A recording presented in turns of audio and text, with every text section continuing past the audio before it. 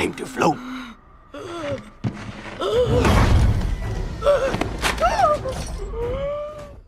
Welcome back, friends. I hope you enjoyed the new intro, just trying something different out. Today we're doing another episode of Counter Commander, and we're going to take a look at Valgavoth, Harrower of Souls, and how to beat this guy up and how to win commander games against him.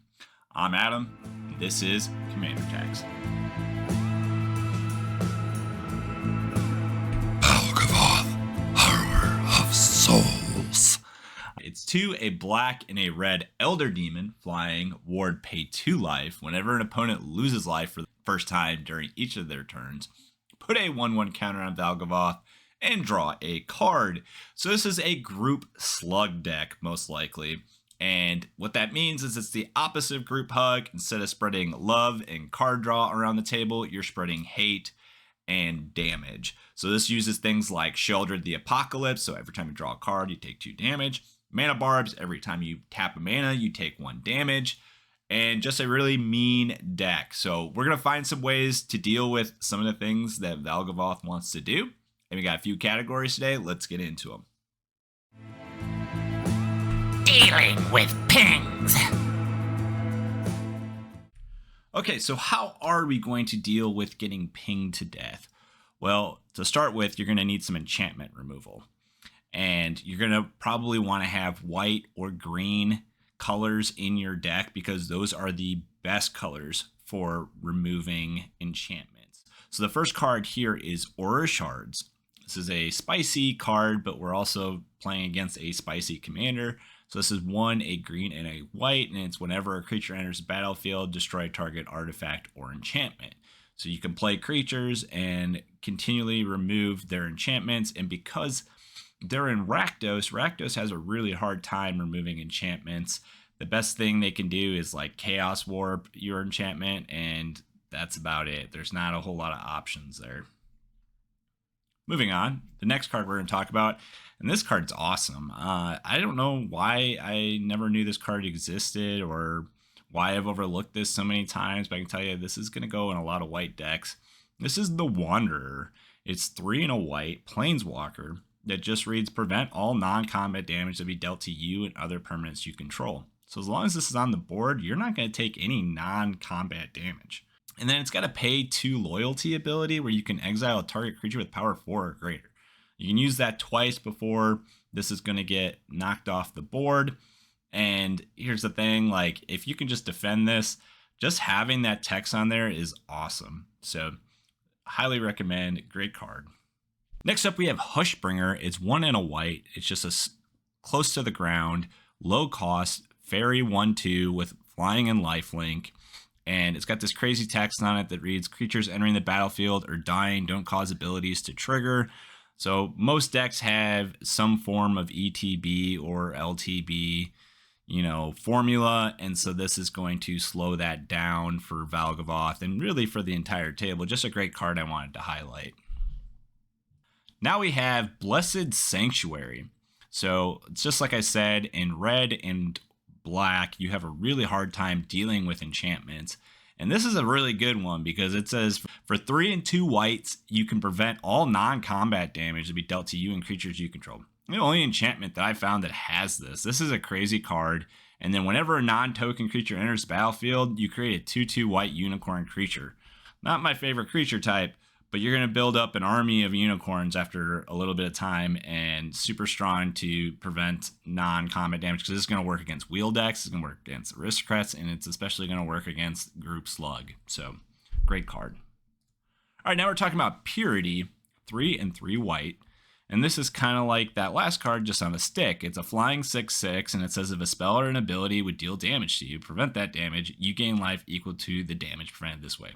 It's a crazy good card, man. I've never seen this one before. Probably should go in any 2-colored or monocolored white deck. And then when it's put into the graveyard, you shuffle it into its owner's library. So a great Lifegain deck and a great way to prevent damage. All right, last but not least, we have Hallowed Healer. This is 2 and a white. I dug pretty deep for this one, and this one's pretty cool. Mostly targeted at Sheldred the Apocalypse, but you can tap it, so it's the lowest cost. that I've seen for this ability, and you can prevent the next 2 damage that be dealt to you or a target creature. It also has thresholds, so you can prevent the next 4 damage if you have 7 cards in your graveyard. It's crazy good to prevent 4 damage, but even the 2 damage is going to be worth it. Just like on draw, you can tap this when Childred's ability is on the stack. Or if this gets targeted, you can tap it to save it. And yeah, it's just a really flexible card. And yeah, it's just a 1/1, but a really cool ability for just tapping a creature. Seems pretty good to me. And that is it for that category. Let's move on to the next one. Punishing the card draw. All right, so the other thing that Valgavoth is going to try and do is draw a whole bunch of cards. He's going to draw on everybody's turn. So something that you can do is add a few to several cards to punish him for drawing additional cards. The first card that I thought of was Skull Cage. This is 4 generic, and it just says unless they have exactly 3 or 4 cards in their hand, they're going to take 2 damage each turn. There's another card just like this. It's called Miser's Cage. And it says if an opponent has 5 or more cards in their hand, they take 2 damage. If you could pair these 2 up, so the more of these you have, the better, you know, it's going to do 4 damage for both of them. And because they're doing damage to themselves, they're going to lose the game faster than anybody else. The next card I have is another card similar to this. It's Black Vice. It's just 1 generic, and it just, you choose an opponent and then it deals X damage to them, where X is the number of cards in their hand minus 4. So this is going to do 3 damage each turn. And then if they have a Reliquary Tower and they have more than 7, well, it's going to deal even more damage. Just a great piece to play against Valgavoth. Last card like this is Iron Maiden, and it's very similar to the Black Vice in that it deals 1 damage to them for each card over 4 in their hand. One more card, we have Notion Thief. It's 2, a black and a blue, and it's got flash, and it says if they were to draw a card, except for the first card, they do not draw. They skip that draw, and you draw a card instead, so you're going to steal their card draw, and because this is not optional for Valgavoth, you're going to get a card. It's just a 3/1, so it's pretty easy to remove, but a great value engine. So let's talk about a couple commanders now that fit this theme. It's what I would call a wheel theme. And the first card is Nekuzar, the Mind Razor. And yes, this doesn't have the white or the green, but this guy is fast and he deals a ton of damage. He's just going to outvalue Valgavoth most of the time, and he's got ways to make sure that he doesn't die and you do.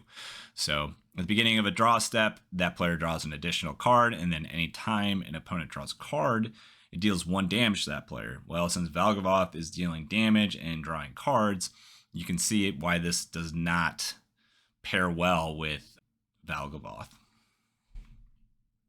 The next card that has a wheel theme is going to be Socrates, Athenian Teacher. This is a new card from Assassin's Creed, and one that's really interesting and fun.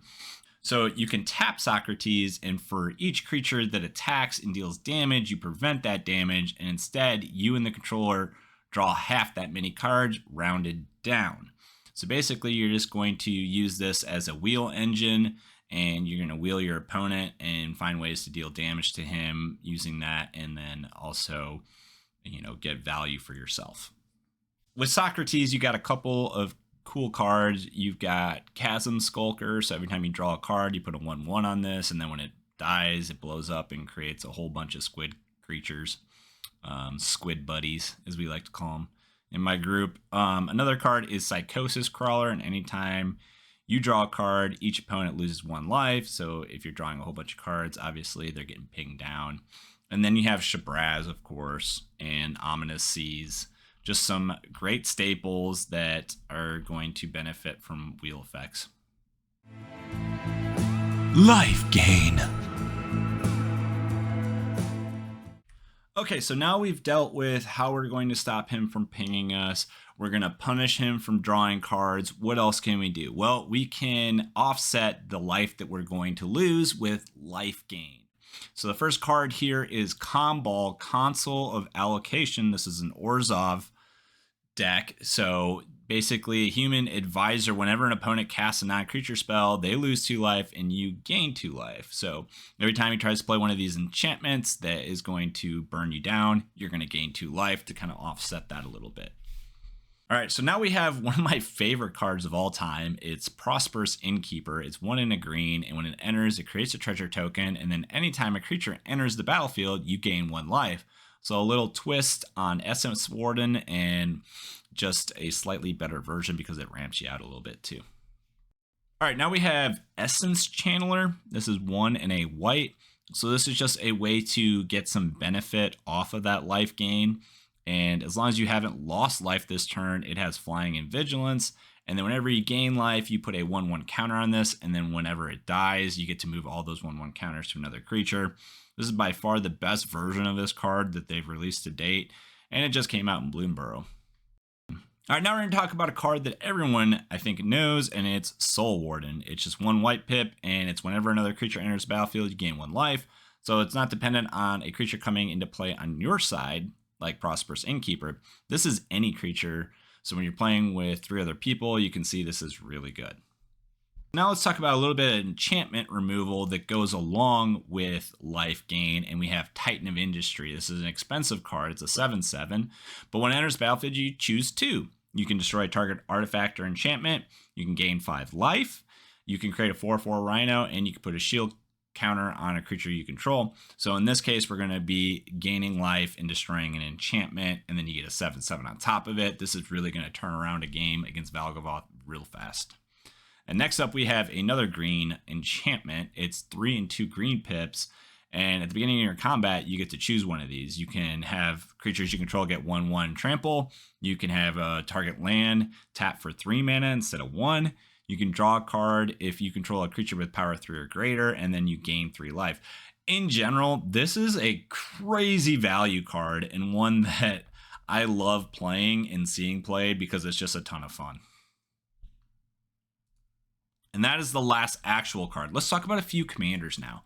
So if I was doing a life gain deck, the commanders I would like to run are probably going to be in Selesny. There's Trailasara, the Moon Dancer. So every time you gain life, you're going to put a 1/1 counter on her, and then you get to scry 1. So you get to filter down through your deck to get the pieces that you need.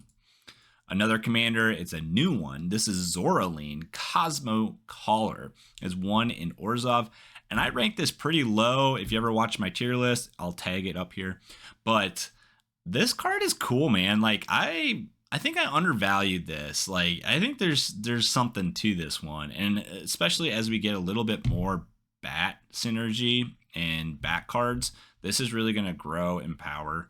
But whenever a bat you control attacks, you gain 1 life. There's already a lot of bats. Most of the bats that they've put out are actually really strong. It's not you're not going to get a lot of choices. This is going to be a cookie cutter deck, but it's still going to be pretty powerful because most of the bats are pretty strong. All right, moving on. The next part of this says whenever Zoraline enters or attacks, you can pay Orzhov and gain 2 life. So a great, way to offset the damage that you're going to take from Valgavoth. And then when you do, you can return a non-land permanent with value 3 or less from your graveyard. And then you put a finality counter on it. I like the finality thing. That means that can't be recurred multiple times. So this is a fair commander, but also a really tough commander because those bats, they're mostly low costed and they're really strong. The last commander I want to talk about real quick is Shauna, Purifying Blade. And I actually started a Trailasara deck, and I actually changed it into a Shauna deck because it allows you to get access to blue. And for me, the more access to more colors, the better, up to 3, unless you're doing 4 colors seems really tough. It's almost like playing a 5 color. So I really like to play 3 or 2. I think anything more than that, and you might as well just go 5 color. Not that there aren't probably some great 4 color commanders out there. It's just, I don't know. Just a personal preference. Anyways, this is a 3/3 with lifelink, so you're getting life gain there. But then in your end step, you can pay X. If you do draw X cards where X can't be greater than the amount of life you gain this turn. So the more life you gain, the more card draw you get, and just a great way to get some benefit off of the life that you're gaining. Really cool card, and I'm actually excited to build this one. It's just built on Architect. I haven't actually built it, but it's one that I'll probably be building soon. I already have a Bant commander, so that's why I'm kind of holding off. that's the last life gain card in the life gain commanders. But along those lines, we also have, it's not life gain, it's kind of a combination of things. It's what we would call Aristocrats, right? Aristocrats is really not for me, but I'd be doing you a disservice if I didn't mention it, because Orzhov and Aristocrats has a great way of, sacrificing a whole bunch of creatures to do a bunch of damage and also gaining life. So it counters Valgavoth, in my opinion, in the group slug strategy pretty well. So first card here is Teysa Karlov, super popular commander for Aristocrats, and this just says if a creature dies, causes a triggered ability of permanent you control a trigger, that ability triggers an additional time. So again, that card that I was talking about before, like I said, I mean, it works against Valgavoth, but if you take to heart what I said and Aristocrats is really good to play against Valgavoth, well, if you're playing something else, now you've got an answer for both. Now you got an answer for this, and you got an answer for Valgavoth. And then it says creature tokens you control have vigilance and lifelink. So lifelink's pretty amazing because, again, Valgavoth is going to try and chew you down each turn. All right, the last one here is Lisa, Forgotten Archangel. This is kind of more expensive. It's 5, it's 2, and 2 whites, and a black. It's flying lifelink for 5. And I love this ability, though it's really tough to deal with.